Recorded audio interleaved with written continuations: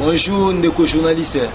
Moi, Mboka Guilin, le Sango Kongo qui directeur de la presse présidentielle, le Azali suspendu, selon Soué Nabino, président de la République de la En tout cas, pour l'angaï, na pesi longonia, makasi na tata mukonze ekolo Félix Antoine Tshisekedi, pour la décision, où il a eu, ya ko suspendre directeur de la presse présidentielle, na kombo ya Abraham la loi Kabwanga, Ali Motema Mabe.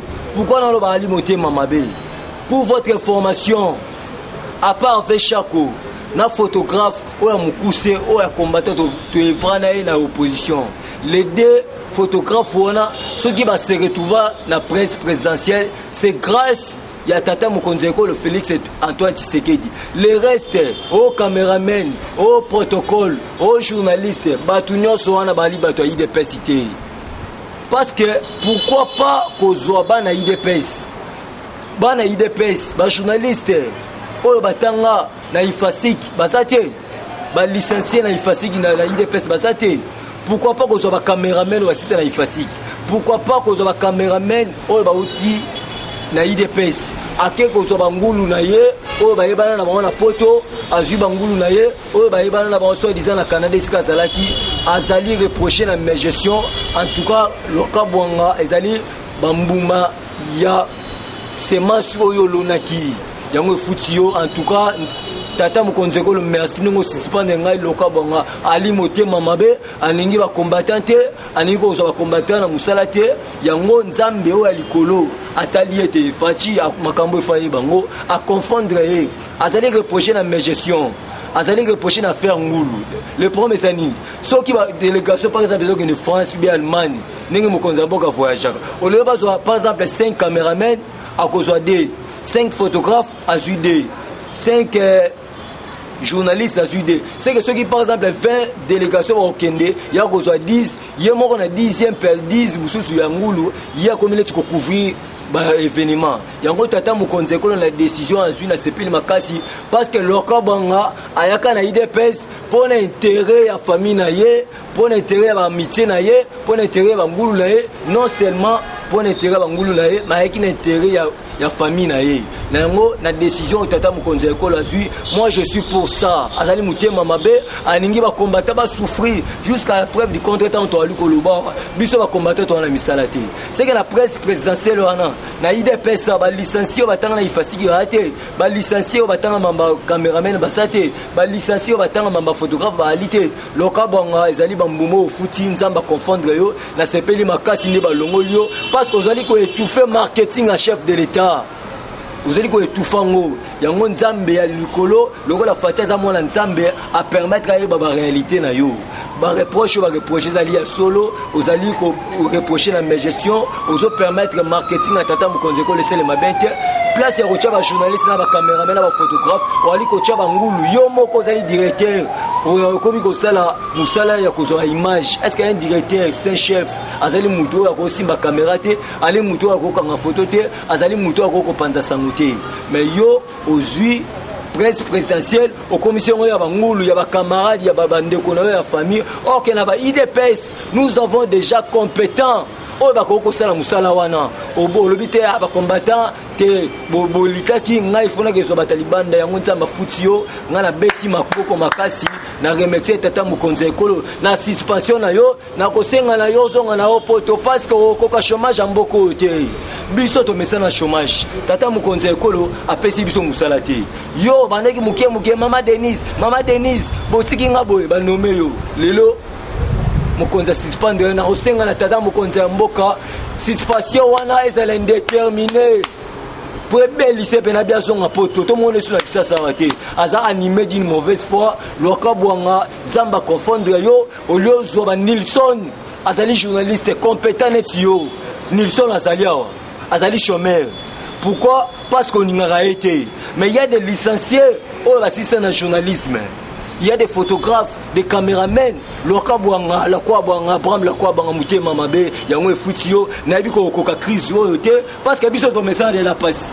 dis-moi ngoyo banda tata mokonzi ekolo ali na pouvoir tozwa misala te malgré bapasi na biso mais toningaka fati mais naza na elika ete na kozwaka musala malgré na tozwi musala te mais naza na kondima parce que la Bible a dit il y a encore de l'espérance pour tous ceux qui respirent naza na bomoi naleki mbwa naleki lion ya oyo esakufa parce que taboza na bomoi aleki lion esakufa loka bonga merci na tata mokonzi mboka pour la suspension oyo suspendre loka bonga mwana mboka tangu bino yo zali ko sepela ka suspension ya moninga yeba ete bandeko na bino ya FCC bazali na retraite ebite soki ya mabondeli soki retraite politique yo ko loboni nazali ko sepela pourquoi na ko sepela ezali signal fort eza kaka loka banga te ata ba conseiller principal bazo bandeko na bango bazo bana na bango bacha bango na ba cabinet il faut qu'on se le dise ba combattant bali ko souffrir na sans état wa bana musala te ba conseiller principal nyoso na so bazala soki 7 oya IDPS bazo bandeko na bango bazo biso na musala te yango nazali ko telemelelo ko wana j'interpelle aussi la conscience du chef de l'état asunga ba combattant parce que bato baza tout en tourna ye bazali ko sunga tata mokonzi ekolo te pourquoi tolo babongo parce que la conseiller principal wana bazali au même rang que le ministre ya mboka o tuna bango na ba cabinet na bango est-ce qu'il y a des combattants tuna bango il y a des combattants yango nali ko sepela parce que ezali signal fort oyo ko laksa la face du monde yete tata mokonzi ekolo azongisi directeur ya presse na yela nzela bongo bambolombolo kozala ndenge nini asepeli makasi pona matali retraite ya FCC pona ngai ezali non événement bosali 18 ans bosali évaluation te bongo lelo boasu na pouvoir te évaluation na rapporter nini parce que Kabila ne reviendra jamais le président de ce beau pays, la République démocratique du Congo. En tout cas, on suit un président Mboka Ote. So Kabila, so on va faire l'évaluation sur la retraite, ils ont engagé comme Bango, mais pour la biso na IDPS, pour le peuple congolais, nazali comme un non événement et quoi apporter les biso de l'autre côté, et quoi apporter les biso à changement moroté, c'est un non événement, soit disant baké qui sentent évaluation à retraite. Ça va donner quoi au peuple congolais? Ce sont des aventuriers, tout le monde va aller au tambour pour les intérêts. Il y a la famille na bango pour l'intérêt mabumu na bango bali ko sala politique pour l'intérêt de la famille na bango non ya IDPS na yango ngai pour na ngai ezali non événement pour na biso IDPS ezali non événement pour le peuple congolais mwana mboka tosimba nanu Gabriel Mokia oyo pe azali ko soutenir chef de l'état na vision na ye atabasaki jeune fille moko azali na garde à vue okoloba boni merci na mutuna Gabriel Mokia ozali président sur MDCO na kosenga yo senga na ba combattant pardon parce que toute vérité n'est pas bonne à dire mais permettre ngana biso vérité Mokia yo ando finga biso les gens de 10e riz mais je n'arrive pas à comprendre comment kumisa tata mokonzi ko lo ndenge nini il faut d'abord commencer à demander pardon aux combattants yo bandaki ko finga parce que quel est le rôle d'un rétroviseur et permettre à mon chauffeur à la ciment moi qui ai un ofinga biso comme chef de l'état ndeni ce qui va au kangayo justice elle est indépendante à l'état de droit à toi comme ça fati soko beti mutu obomi mutu on va t'arrêter c'est tout à fait normal parce que l'état de droit o tata mokonzi ko la nango ezali ko frapper mutu nyoso ozala mokati mbila ozala mutu FCC ozala mutu IDPS soko salima on va t'arrêter bien que à se repentir mais na osenga na ye Gabriel Mokia senga pardon na ba combattant avant ya kokumisa Félix Antoine Tshisekedi o azali président à l'époque on a soutenir Tshibala mais on leki la télévision on ali ko loba te Tshibala n'avait pas qualité ya ozong c'est là mapango en tout cas yo roi Zakari baba bazwa ozaka boza c'est que toute ta vie ozaka flatteur au flatteur koto okumisa badi bango okomi okumisi Tshibala lelo comme okumisa Fati c'est que yo na Zakari bozaka ka les choses de même plumage lelo okumisi lobo seki c'est que bon vivre na ba mendicité ka bongo en tout cas na okamo mingi pour na biso les non événements à toi comme ici Fati mais je vous demandais Gabriel Mokia de demander d'abord au combattant pardon parce qu'on doit bien à 10e à bata sans été on a bali ko sala musala pamba Félix va pouvoir te boye mais aujourd'hui Zamba confondre comme ça Félix Antoine Tshisekedi mais je déraci le colo beti mutu justice sala musala nango comme il se doit mon mboka la justice élève une nation Gabriel Mokia le losa na garde à vue ministre et intérieur azali na prison condamné 10 ans pour kolobela tata économie Félix Antoine Tshisekedi Tshilombo Toaliko Benga, le premier citoyen de la RDC, celui qui représente la République démocratique du Congo. Azali Moutou Abouania a élibiso état de droit dans Mboka. C'est que nous lobby bien dans le pote que la justice élève une nation, c'est vrai. Justice, nous devons savoir dans l'aliment. Pour votre information, de l'ima Kamazakana Mona Poto, avec Canadien, mais le Koso a voulu trop gagner. Il y a un seul qui a zonga na Mboka, Babamba et Bougoumessa Gombe. Na Bougoumessa Gombe, Vanda na Bougoumessa Gombe, na comme ministre, il y a intérieur, il y a ville-province de Kinshasa. Vanda pena ki ministre en haute trafic d'influence, on a ministre Beko, le la prison. C'est que Aliko Sibir, le cola, le somme de même la prison. Vanda on a pas d'unité. Ba député provincial, il y a FCC, ba côté là qui est, ba koki ko longola immunité. Mais ba cour militaire, ba lobby était, ezali problème mort d'homme. Muto akufi wana, akufi na mundo qui os obligé, il faut to sambisa de limakambo. Yango justice, mo baranda kiango au nom du chef de l'État et au nom du peuple congolais. Tant que tu as lu koloba de limakambo na ebité so sala inane. Parce que ça mon apoto a message climatiseur aliaka bien vivra bien. Est-ce qu'on a condition de l'eau? Parce que ndolo kune zapena ba ko sara makasi makala kutu mo sa ko ya busolu la tête des heures. Mais kune za 5 minutes. Est-ce que doli makambo malgré ba condamné au 10 ans. Est-ce que c'est une année? Yango na ebisio doli makambo, c'est ça la justice. Yango na interpellé la conscience. Il y a ba ministre na biso no IDPS.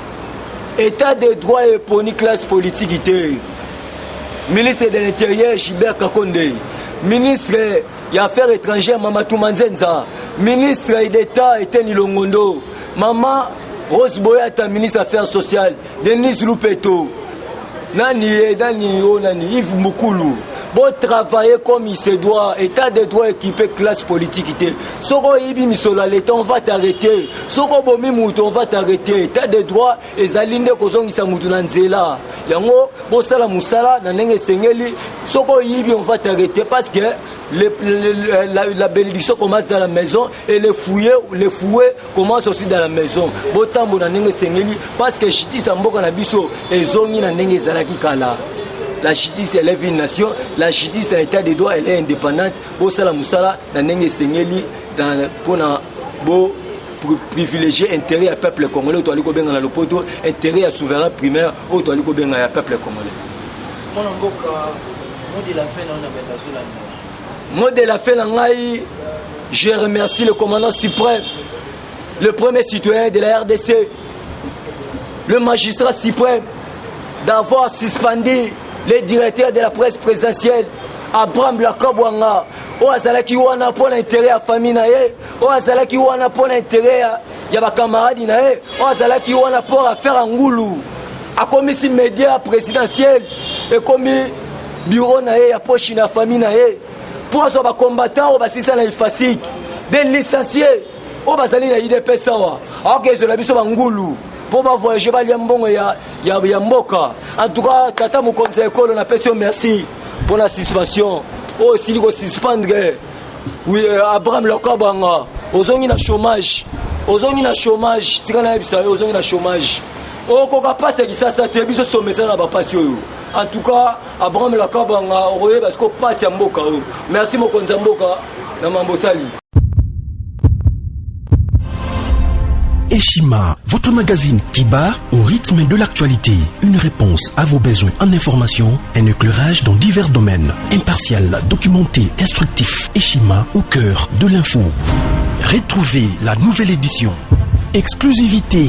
Sakombi Molendo, le réformiste qui vient stopper l'hémorragie, suspension des fonctionnaires peu intègre, numérisation des titres fonciers et climat de confiance avec les collaborateurs, le nouveau gestionnaire des terres congolaises fixe les nouvelles règles de jeu.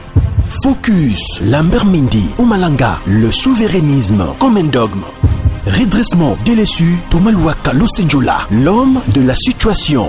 Dossier Eshima, fini les vacances, vive les rentrées. De la politique au judiciaire, en passant par les scolaires, les derniers trimestres de l'année 2019 en RDC est décoiffant. Économie, BCC, un cadre des rétrocommissions et détournements à passer au peine fin. Découverte. Claude Ibalanki et Colomba, les coordonnateurs du MNS au centre de l'action de Félix Tshisekedi dans le Grand Lac. Les dialogues et pourparlers en RDC qu'en tire le peuple. Tchubaou, la clé de la mythologie kassaïenne. Retrouvez l'intégralité du magazine Eshima dans les kiosques. Eshima Magazine, un nouveau standard d'information.